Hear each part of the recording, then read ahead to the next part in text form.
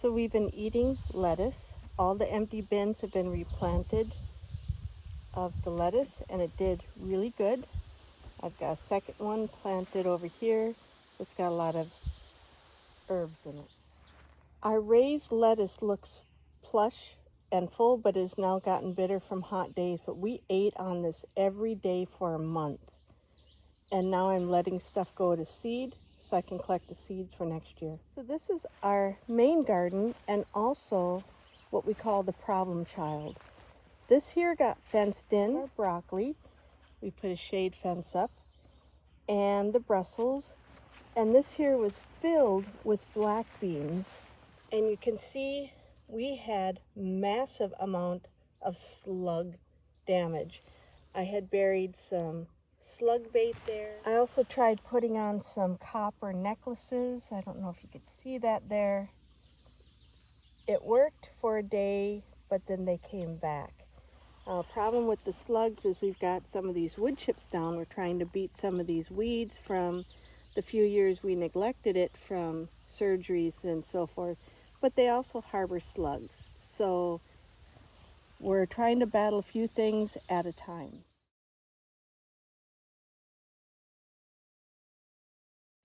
We put in a couple raised beds. This here was filled with kale, and we harvested it. That's why it looks like it's chopped.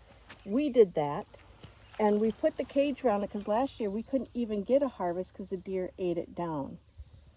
And we do have some cabbage worms on these in June. It started early, that's crazy, but the stuff we harvested was clean. Down here, and there's daughter, we're doing a no-till garden. Hello, daughter. Hello. Down here was leftover sweet potatoes. We've not weeded this yet, and a rogue squash plant. Down here was another problem child. Again, none of this has been weeded yet. We had this filled with beets. We weeded it, looked beautiful, came back an hour later with the cage on it, and they were all gone. The bunnies got into the cage and ate everything down to the ground. Our garlic, we've been harvesting scapes. These are some leftover tomatoes. This is our pea. We got a little gate. Our squash beds. And we've got 8 types of peas, and some of them are ready. You can see here one hanging. These are Oregon Sugar Snap. We've got Green Beauty. We've got Arrow, Suttons, some with the really pretty purple flowers. These are some Polish sweet peppers. And all of these I started from seed. These are some. Then I have 3 rows of 20 different varieties of tomatoes, plus that overflow. And they're doing fairly good. We did put on a shade cloth. And then down here are all of our hot pepper plants. And the reason why I got black mulching is that was an accident. I thought I was ordering 50 feet for walking, and I got 250 feet, so we're putting it to good use. This here is an overflow of peppers, and again, more tomatoes. These are the onions, which we did experiment. We pre-started some in cups, and the ones we planted straight out of onion sets, they have all caught up. You can't tell the difference. Potatoes are doing good. We have 5 or 4 types of potatoes. Some of them are starting to flower. We have planted all of our overwintered potatoes and then one other variety. And now to the problem. Again, we've not weeded yet, but I had this fencing on as an outside fence. And you see these are stumps. These are stumps where beans were, because we got a problem with bunnies. So the few beans I have left, we're going to re-fence this with something that the bunnies cannot get into. This is the only part of the garden that's not protected with fencing. Otherwise, we've got fencing, inside fencing, over fencing that's inside. Because we're trying to protect our food. Ooh, another pea pod here. This is a Sutton's pea pod. It's new to me, I've not grown that. And then this little batch down here is popcorn. A couple varieties of popcorn and the peas over there. So this is what I'm going to be dealing with today in our family garden. Okay, Mr. Hen is working in the bee apiary. And you're gonna take out the bean, or the queen excluder? I take out the queen excluder because sometimes the excluder stops them from going up. Sometimes it doesn't. Although I think we've gotten more honey when we didn't have a queen excluder in there than when we did. That one's heavy.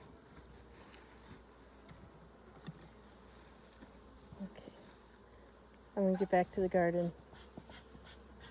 As I'm out here pulling some of the weeds, you can see this one here still has some hope in it, so I'm not gonna pull that one. This one here, it's feeling wounded. This one here, oops, my hands, this one here, I'm gonna pull that because I really don't see a whole lot of hope coming back for that one.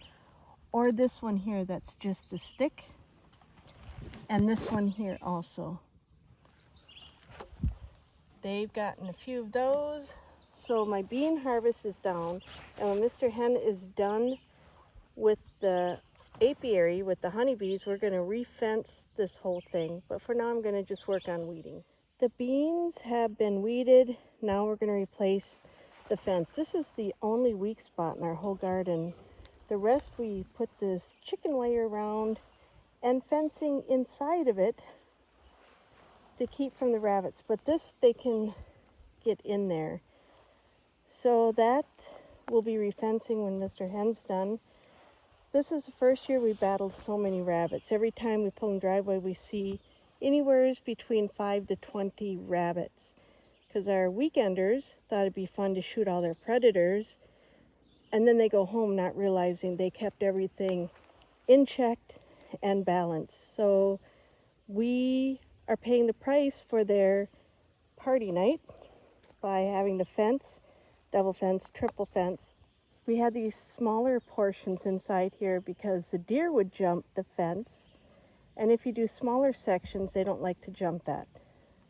But nothing right now is touching the tomatoes. We've had the bunnies eat the tops of the peppers before.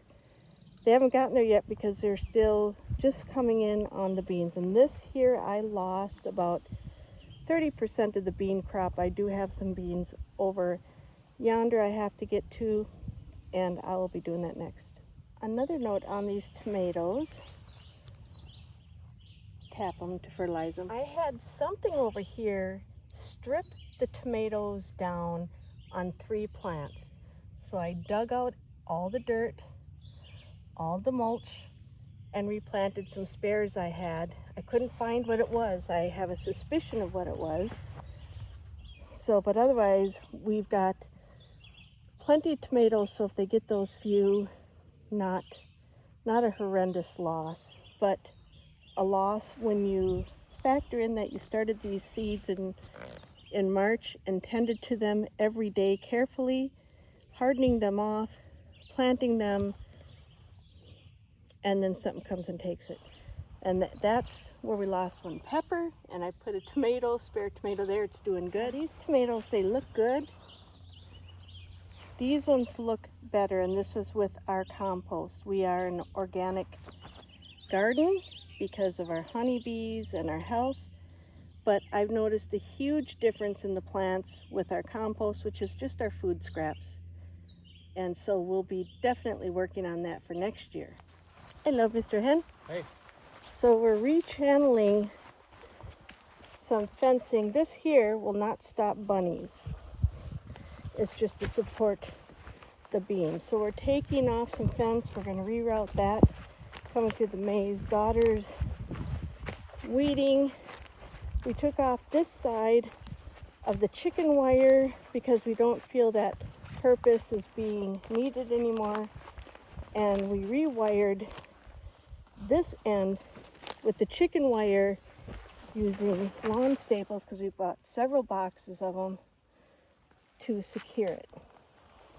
So will this keep deer out? Nope. But we're fighting bunnies right now because they're low, and slugs. one thing at a time. This is what the deer ate down last time, the peas. We feel like we've stopped them over in this area. They only jumped once. We found the low spot and fixed that. So we're just going one thing at a time. Another thing we experimented with is on permanent rows, we put cardboard and mulch down for our walking area. We threw leftover mulch, and you can see the weeds are coming through. We did not put cardboard down. So we wet the cardboard, removed the plastic, the labels, everything.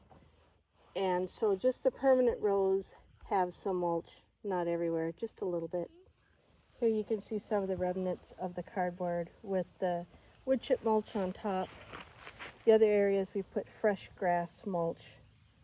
And this has all been hand-tilled this year. And there's Miss Davy tending her squashes. Angel's apples. Then we have Lucy's down here. And here's her thing, kind of got buried here. Lucy. Missy's garden. And this one is Sweet Bella's, who we lost this spring. This is our beloved white lab marigolds memorial. This one is for Newfoundland Anna, Scott's little well. Then in our final raised bed garden, we have all sweet potatoes in there, a few ornamental peas. Then in these 2 oblong raised beds, we've got 5 tomatoes, carrots, and some onions. And you can see the irrigation that we have down there. We have them all throughout the garden. Then we have some tomatoes here, a geranium there, and same thing here, 5 tomatoes. These are all ones I started from seed, but I only got like 1 or 2 of, so I put them in here.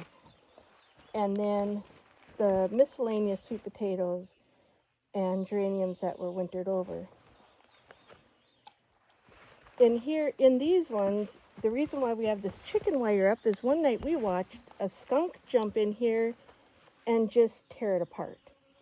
Then the next day we watched a bunny jump in and eat the 5 beets that I have left. And you can see the leaf is just coming up right here on one of them that he devoured. So I've got the 5 left and they're all coming back. So that's why we put that chicken wire up. Hopefully that will keep them at bay.